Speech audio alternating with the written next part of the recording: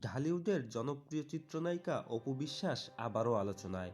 তার দ্বিতীয় বিয়েকে কেন্দ্র করে সম্প্রতি সোশ্যাল মিডিয়ায় তোলপাড় শুরু হয়েছে। বহু জল্পনা কল্পনার পর অবশেষে এই প্রসঙ্গে সরাসরি কথা বলেন তিনি।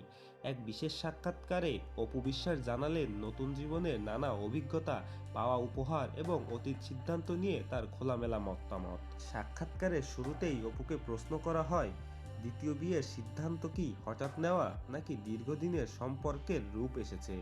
জবাবে অভিনেত্রী বলেন, আমাদের আসলে বিষয়টা আপনা আপনিই হয়ে গেছে। কখন যে সম্পর্কটা গভীর হলো সেটা বুঝতেই পারিনি। একসময়ে ঘুরতে যাওয়া, কথা বলা সব মিলিয়ে স্বাভাবিকভাবেই বিয়ে পর্যন্ত গড়িয়েছে। কিভাবে বিয়ে হলো আমি নিজেও বলতে পারবো না, কিন্তু এটা প্রেম থেকেই হয়েছে। নতুন দাম্পত্য জীবনে কি কি বিশেষ উপহার পেয়েছেন, এমন প্রশ্নে অপু জানান, তার স্বামী ফসাবি থেকে প্রায় 2.5 থেকে 3 লাখ টাকার একটি দামি লেহেঙ্গা উপহার দিয়েছেন। এছাড়া ডায়মন্ড ওয়াল থেকে একটি হীরার গহনাও পেয়েছেন তিনি, যার মূল্য সম্পর্কে তিনি অবগত নন। বিয়ের সময় তাড়াহুড়ার কারণে নিজের পক্ষ থেকে খুব বেশি পোশাক বা প্রসাধনী নিতে পারেননি বলেও জানান অপু বিশ্বাস। অনেকেই মনে করছেন অপু হয়তো খুব দ্রুত সিদ্ধান্ত নিয়েছেন। এ বিষয়ে তার নিজস্ব মতামত জানতে চাইলে নায়িকা বলেন, হ্যাঁ, সময় নিয়ে করলে হয়তো আরও ভালো হতো, আরও পরিকল্পনা করা যেত।